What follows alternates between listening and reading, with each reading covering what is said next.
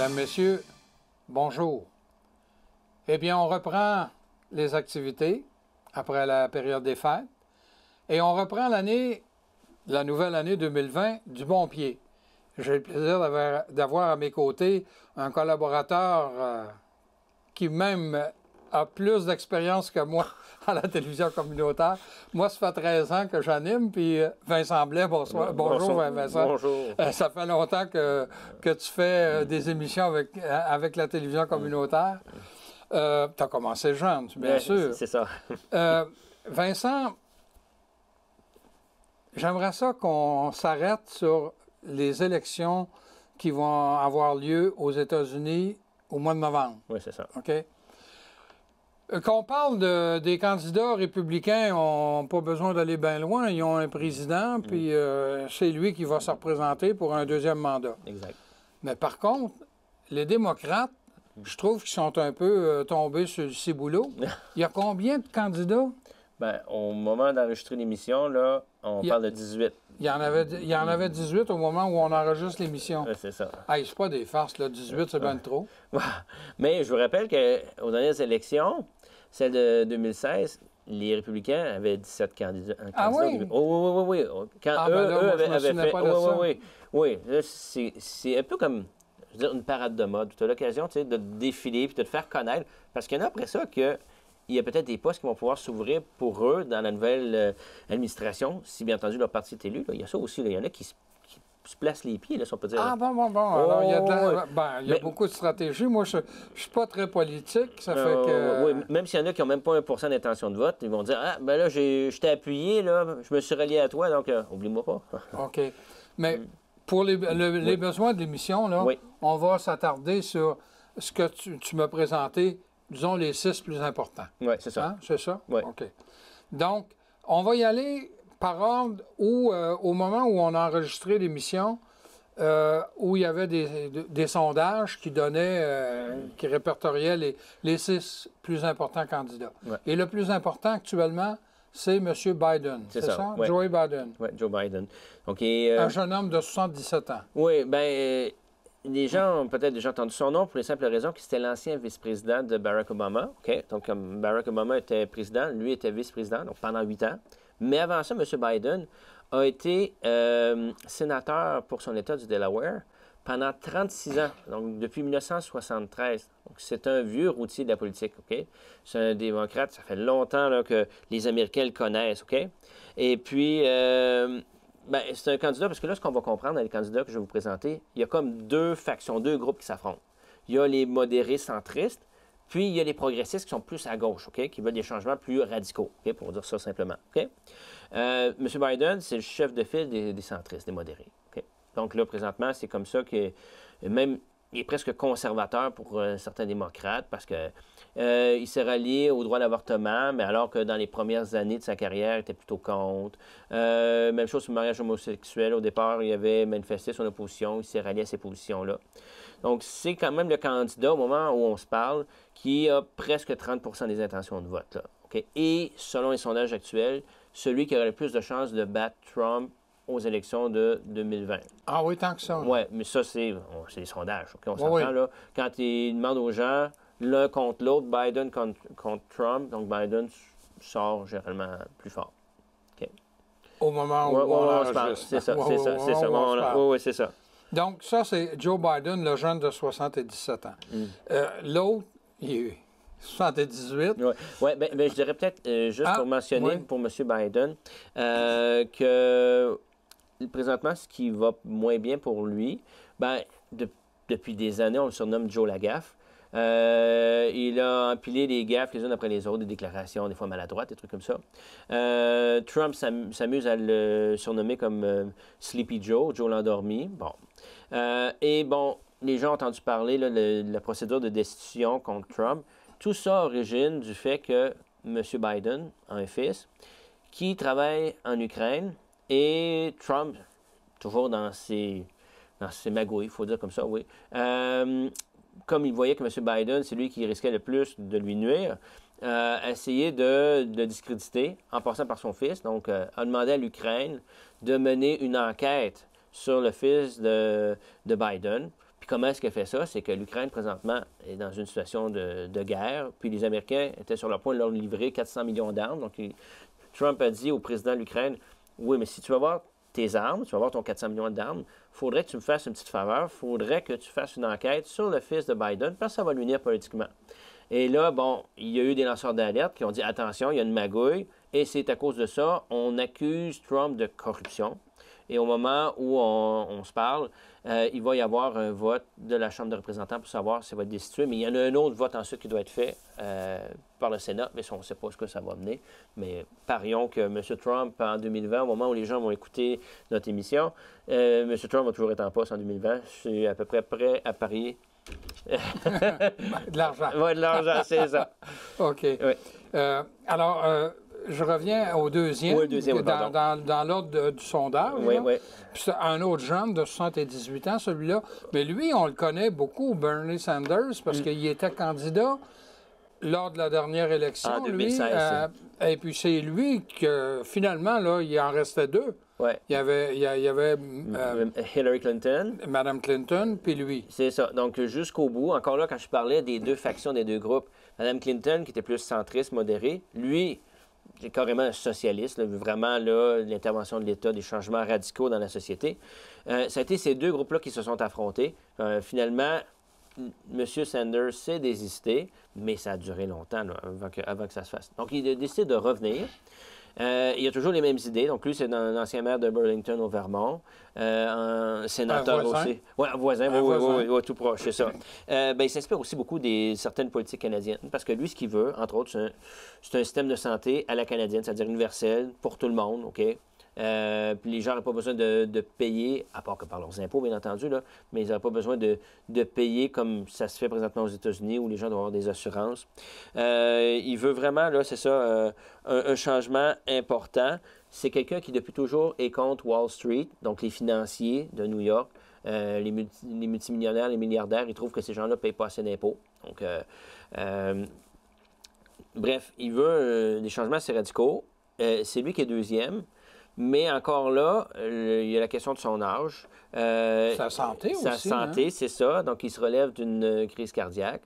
Bref, c'est plus incertain en ce qui le concerne. Donc, toujours des bonnes idées, mais certains l'accusent d'être vraiment trop à gauche, OK? Trop éloigné des vraies préoccupations des Américains. Okay. Mais dans les sondages, au niveau des candidats démocrates, il est le deuxième. Il est le deuxième, autour de 18 présentement. Okay. Et là, on va parler maintenant d'une petite jeune de 70 ans. Oui, c'est ça. Mme Elizabeth Warren, oui. qui est une ancienne professeure, elle, hein? Oui, à Harvard, la prestigieuse université de Boston. Donc, elle est sénatrice depuis 2013 pour le Massachusetts. Donc, Mme Warren a des idées aussi, elle s'inspire beaucoup des idées de Sanders. OK? Elle aussi avait un système de santé, faire une réforme rapidement. OK? C'est aussi des positions, par exemple, au niveau du salaire minimum. OK? Vous voudrait imposer un salaire minimum pour tous. Ça aussi, c'est des mesures très, très à gauche, très progressistes. Les frais de scolarité à l'université gratuits. Aux États-Unis, vous savez que c'est des endroits où on paye les frais d'université les plus chers. C'est des dizaines de milliers de dollars qu'on peut dépenser facilement pour aller à l'université. Même si ce n'est pas des fois 100 000 facilement. OK. Elle est pour le contrôle, de renforcer le contrôle des armes à feu. Donc, des idées progressistes. Oh mon Dieu, elle va avoir la NRA. Oui, la NRA, c'est ça, oui. Mais plusieurs démocrates sont en faveur de ces idées-là, mais à divers degrés. OK? Certains, c'est seulement un contrôle, vérifier les antécédents psychologiques d'une personne. Puis d'autres, vraiment, c'est de restreindre de façon très radicale. OK? Ouais. Un peu comme au Canada. OK? Et si Trump a qualifié Biden de Sleepy Joe, Mme Warren, elle a hérité aussi d'un surnom, là. De Pocahontas, parce qu'elle a révélé des origines amérindiennes, je crois que c'était Cherokee, et puis lui, bon, comme il toujours... en a profité? Oui, donc pour lui, il a contesté sa version des faits, et donc c'est pour ça qu'il appelle Pocahontas. Parce que M. Trump, il faut que vous compreniez, hein, c'est un intimidateur né, hein, OK? Dans sa psychologie. Donc, sa meilleure façon de venir à bout de l'autre, c'est de l'écraser, OK? Le ridiculiser. Donc, dès qu'il voit qu'un candidat est un peu fort, il ne gêne pas pour lui attribuer puis lui dire tout le mal qu'il peut de lui. Hein. Ça, Ouais. c'est dans sa façon de faire. Donc, Mme Warren, en tout cas d'après le sondage, là, elle est très, très près de... Autour, Sanders et elle, là, Sanders, ça a ouais. joué, mais ça montait autour de 19-18 ça baissait à 15 Bon, mais c'est dans OK. ces eaux-là. Alors, ils Dans se ces eaux-là. tiennent pas mal. eux autres. Oui, entre 15 et 20 Et là, mais là, c'est vrai, là, un Ouais, candidat de 37 ans, On change de génération. on change. Là, je sais pas comment le nommer. Pete Buttigieg. Buttigieg. Va te laisser J'ai pris dire. le temps de le vérifier parce que Ah, il y a un jeune de 37 ans. oui, parce qu'il y a un nom pas très facile. Lui, son père d'origine maltaise, donc une petite île au sud de l'Italie, entre la Sicile puis la Tunisie, pour placer les gens. Bref, lui, c'est ça. C'est un jeune. Et contrairement, comme je l'ai dit, plusieurs ont de l'expérience parmi les autres candidats comme sénateur des États-Unis, trucs comme ça. Lui, il est simple maire d'une ville de 100 000 habitants en Indiana. OK? Simplement. Donc, dans une région industrielle, donc, entre autres, où on assemble beaucoup des voitures, donc, où il y a beaucoup d'usines d'assemblage. Bon, c'est une zone très industrialisée. Donc, depuis 2012. C'est un ex-militaire, OK? Il avait atteint le grade de lieutenant. Mais surtout, ce qui le démarque des autres, c'est à la fois sa force et sa faiblesse, parce qu'il faut toujours se placer dans un contexte américain, conservateur. Il est ouvertement gay, il est marié, OK? Et quand on regarde les sondages, on dit que les sondages disent que 76 des Américains seraient prêts à avoir un président ouvertement gay à la tête des États-Unis. Mais ça fait quand même 24 qui n'en veut pas, OK? Donc ça peut lui nuire, OK?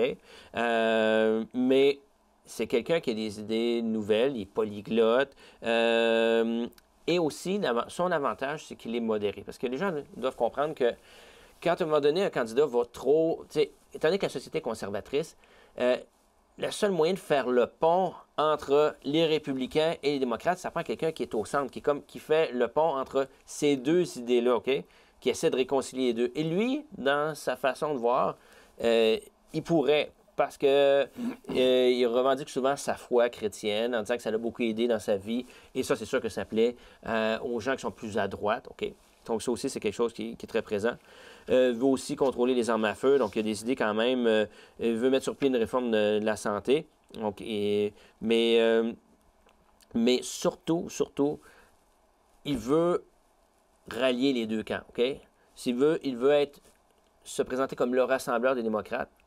Et présentement, bon, au moment où on se parle, il est autour de 10-11 %, mais il faut que les gens comprennent que ce qui va s'en venir à partir du mois de février, ça va être des élections. Ah, les primaires qu'on appelle, là? C'est ça. C'est que les Américains, pour déterminer le candidat qui va affronter Trump, chaque parti fait ça, démocrate comme républicain, mais comme tu l'as mentionné, pour les républicains, c'est déjà réglé, c'est Trump. Pour les démocrates, chaque État va tenir des élections, puis ils vont déterminer quel candidat est leur préféré. Puis à partir des résultats qu'on va avoir, du nombre de voix de délégués qu'ils vont avoir, c'est comme ça qu'on va arriver à avoir finalement un candidat. Et la première élection, c'est en Iowa. C'est le 3 février. Et présentement, c'est lui qui mène. OK? Donc, c'est Buttigieg qui mène. Puis dans la seconde, qui est le 11 février au New Hampshire, encore là, je crois qu'il est deuxième dans les sondages. Ah bon. Donc, il est bien positionné. Ça pourrait lui donner un air d'aller, ça? Effectivement, il pourrait marquer un grand coup, là. OK, il pourrait frapper les esprits puis dire, regardez, il pourrait sortir premier devant des gens plus expérimentés que lui. Tu disais qu'il était polyglotte. Moi, est-ce que ça se peut que je l'ai entendu parler français? Oui. Puis un bon français, hein? Oui, parce que, étant donné ses fonctions dans l'armée, c'était quelqu'un qui, justement, était appelé à apprendre plusieurs langues. Donc, parle l'anglais, parle le français, espagnol, italien, norvégien. Parle le maltais, la langue de son père, l'arabe, puis aussi le dari, qui est une langue qui est parlée en Afghanistan, parce qu'il était stationné en Afghanistan pendant longtemps aussi. Donc, donc c'est une bonne tête. C'est une bonne tête, OK. Et là, moi, je vais m'amuser. Il y a un petit nouveau dans la course, là, depuis le début décembre, fin novembre. C'est ça. Un dénommé Michael Bloomberg. Oui. Un jeune homme aussi. de 77 ans, milliardaire. Oui. Tu m'as écrit 9e fortune au monde. Oui. Selon le magazine Forbes, qui fait la liste le palmarès des plus grandes fortunes au monde, il aurait la 9e fortune au monde avec 50 milliards. C'est pour ça qu'il peut se permettre de rentrer aussi tard, parce qu'il faut que vous compreniez que la plupart des candidats ont annoncé leur candidature souvent au mois de mars 2019, OK? Donc, mars, avril, mai, certains les plus tardifs à l'été. Bloomberg est vraiment en retard. On est rendu au 5e débat chez les démocrates. Il arrive, mais lui, il peut se permettre avec son argent de se payer des publicités, de se faire connaître dans tous les États. Lui, c'est pas un problème. Là. OK, dépenser 1 milliard, pour lui, c'est pas un problème. Donc, je sais que ça fait un peu drôle, mais c'est la réalité américaine. OK? Ouais. L'argent, c'est le nerf de la guerre, puis aux États-Unis, ils savent amplement. Bref, M. Bloomberg, peut-être certains ont déjà entendu son nom parce que c'est l'ancien maire de New York. OK? Il était là pendant 3 mandats, pendant 12 ans. Il était très populaire. Si la loi lui avait permis, il aurait même pu en remporter un 4e mandat, mais il a dû arrêter après 3. C'était la règle. C'est quelqu'un qui s'est promené aussi à la fois chez les républicains et les démocrates. Il était un peu des deux allégeances. Parfois aussi, il était indépendant. Puis surtout, ce qui est important, c'est que lui se présente comme centriste modéré. Et au départ, au mois de mars, on lui avait demandé, M. Bloomberg, au mois de mars 2019, est-ce que vous allez vous présenter comme candidat à l'élection présidentielle? Et il avait dit non, je vais laisser toute la place à Joe Biden, dont j'ai parlé précédemment. Mais là, bon, comme je vous dis, Biden, c'est pas le candidat le plus solide. Donc, il a décidé qu'il allait reprendre sa place. Donc, en lieu et place, il allait promouvoir sa personne, OK, pour se présenter. Là, on comprend que, comme il vient juste d'arriver, ça tourne autour de 3 là, dans les intentions de vote. Là.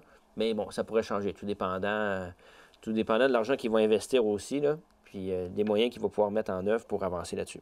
Et encore là, Trump a trouvé le moyen de trouver un surnom. Oui, Little Michael, le petit Michael. Tout de suite en partant, quand il l'annonçait, c'était même pas encore officiel, mais il y avait une rumeur comme quoi il commençait à placer ses pions pour pouvoir devenir candidat. Déjà, il commençait à se moquer de lui, okay, parce que justement, il peut le craindre.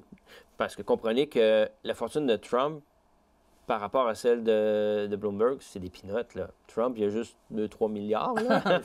juste. Non, mais c'est vrai. L'autre est vraiment... Oui, il y a 50 milliards. Oui. Donc, vous comprenez. Bon. Puis aussi, il y a toute une agence de publicité, Bloomberg, pardon, oui. Qui fait dans les services financiers, puis l'information financière. Cette agence-là, c'est tout un outil pour faire la promotion de M. Bloomberg, ce que les autres n'ont pas. Okay. Ouais. Okay. C'est un peu comme le PKP là, d'État de New York. Là. Okay? Donc, il y a tous les journaux derrière lui, s'il veut. Oui. Je disais mais c'est la 6e candidate. Oui, c'est une petite jeune de 55 ans, ça là. Oui. Madame Kamala Harris. Oui. Bon, là, les démocrates, vous voyez, la diversité. Hein? Il y a des gens de différents âges, on a un homosexuel. Là, on a une femme dont le père est d'origine jamaïcaine et sa mère était d'origine indienne de l'Inde, là. OK? Qu'est-ce que de particulier? Cette femme-là était procureure générale. Procureure générale aux États-Unis, c'est l'équivalent de ministre de la Justice. Donc, elle était ministre de la Justice de la Californie, qui est le plus gros État, l'État le plus populeux des États-Unis, de 2011 à 2017. Et maintenant, elle est sénatrice depuis 2017, sénatrice au Congrès américain. C'est encore là quelqu'un qui est assez progressiste, ça fait partie du clan des progressistes, est en faveur du contrôle des armes à feu, des mesures environnementales contraignantes. Donc, elle, le réchauffement climatique, elle y croit, là. Elle a défendu les droits des gays, des lesbiennes, des transgenres. OK. Donc, là-dessus, c'est quelqu'un qui, comme je vous dis, défend les idées assez progressistes. Mais pour l'instant, c'est à peu près autour de 3-4 des intentions de vote également. Et je vois dans tes notes qu'elle a étudié à Montréal? Oui. À un moment donné, on en avait parlé bien avant qu'elle se présente, qu'elle a étudié à Montréal, je crois, pendant 3 ans, 4 ans. Il faudra que je vérifie mes notes, là. Mais oui, elle a étudié à Montréal. C'est pour ça que les gens en parlaient, parce que certains disaient, peut-être une future présidente des États-Unis qui est passée par Montréal. Mais bon, ça la démarque. Donc, là, tu parlais qu'il y a des primaires. Oui. Est-ce que ce sont juste les membres du Parti démocratique qui vont avoir à choisir parmi les 18 candidats? Là, on vient d'en parler de 6, il en reste 12 autres. Oui, c'est ça. Ça dépend. Et il y a des caucus, il y a des primaires. Les caucus, c'est plus fermé. OK, c'est vraiment seulement pour les membres du parti. Il y a des primaires, des fois, qui sont construites comme ouvertes, c'est-à-dire qu'on n'est pas obligé d'être membre du Parti démocrate pour voter. Les républicains aussi fonctionnent comme ça, mais ça dépend des États. OK? C'est les règles. Chaque État Donc, il y a 50 États. Chaque État a ses règles. OK?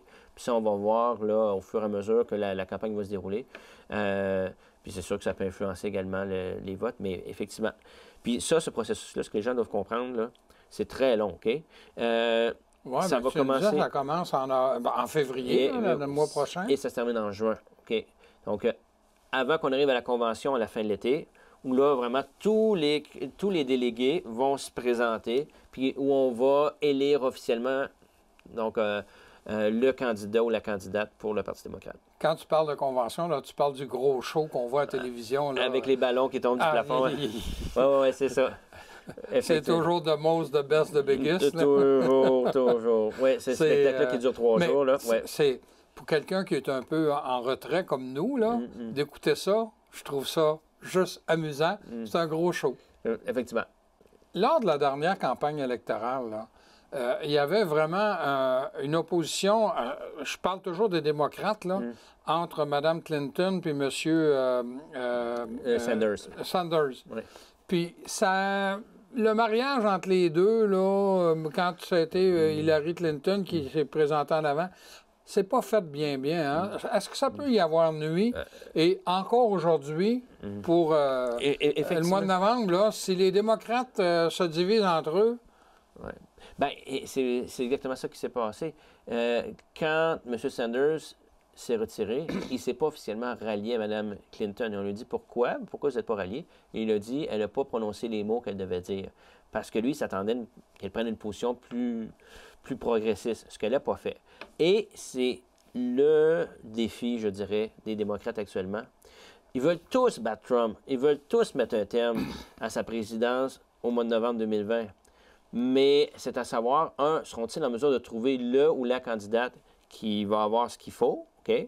Parce que s'ils vont avec un candidat qui est trop à gauche, qui est trop éloigné des préoccupations de l'Américain moyen, bien, ils risquent de se retrouver avec les mêmes situations, mais les mêmes résultats qu'on a eu en 2016. À tes souhaits. Et sinon, donc, trouver le candidat, puis surtout, est-ce que les autres vont vouloir se rallier?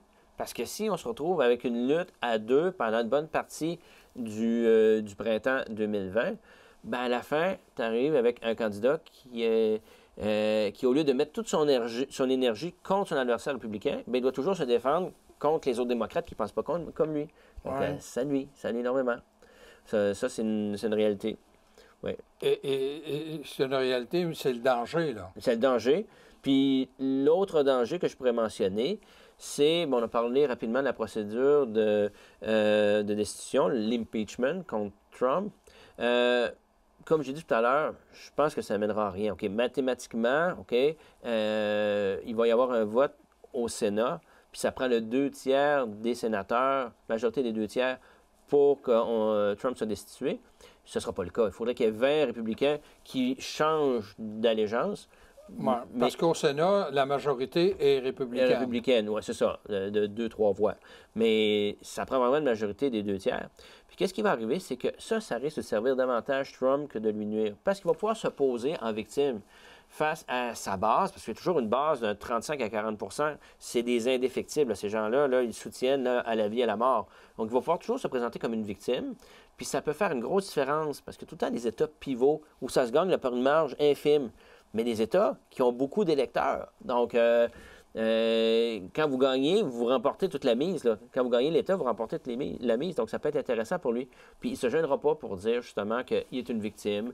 Puis que... il y a comme en novembre-décembre, on l'a entendu combien de fois. Puis d'autres républicains qui vont dire, tout ça, c'était pour cacher des magouilles des démocrates. Donc, ils vont tordre le cou au fait pour dire que, finalement, c'était juste un processus, une procédure pour non seulement nuire au président, mais pour cacher les mauvais coups des démocrates. Donc, ça risque d'être assez compliqué. Il faut pas parier, là, les gens qui pensent que Trump, là, dans 4 ans, pas je veux dire, mais qu'au mois de novembre, il ne sera pas réélu, là, je ne parierais pas ma chemise là-dessus. Là. Okay? Ça va dépendre comment la campagne va être menée, mais tant son temps que sa base le tient, on peut s'attendre à le revoir 4 autres années. Ça pourrait arriver. Mais là, le mandat présidentiel, c'est maximum 2 mandats. Hein. Oui. 2 termes. Oui, à moins qu'il demande une révision constitutionnelle. Ouais. Mais ça, on n'est pas rendu là. Mais effectivement, non. Selon la Constitution, il ne peut pas en faire plus que 2. Donc, on risque d'avoir des milliardaires l'un contre l'autre. Ça pourrait. Ça pourrait. Hey, mais ça prend de l'argent pour faire... Là, avec tout ce que tu me dis, là, il faut qu'il y ait de l'argent en Moses pour se présenter aux États-Unis. Là. Ouais. Quand on parle de la démocratie, c'est pas pour n'importe qui. Non, mais il faut que vous compreniez que là, je parle même pas de la campagne des primaires, mais la campagne électorale présidentielle, là, quand elle va se lancer, là, on parle de... Généralement, il faut amasser l'équivalent d'1 milliard de dollars aux États-Unis. C'est OK? pas... Mais là, maintenant, avec les réseaux sociaux, justement, des candidats qui sont moins fortunés peuvent, si leur message passe bien sur les réseaux sociaux, ils peuvent récolter énormément d'argent. Là. Si on parlait de Pete Buttigieg, c'est le plus jeune, c'est probablement, je ne connais pas sa fortune personnelle, mais c'est sûr que jamais autant que les milliardaires, et c'est lui qui ramasse le plus pour l'instant. Ben, merci beaucoup, Vincent. Ça me fait plaisir. J'avais le plaisir d'avoir à mes côtés Vincent Blais qui est venu nous parler des primaires américaines, particulièrement pour le Parti démocrate. Très intéressant à suivre au cours des prochaines semaines. Je vous invite à nous revenir la semaine prochaine.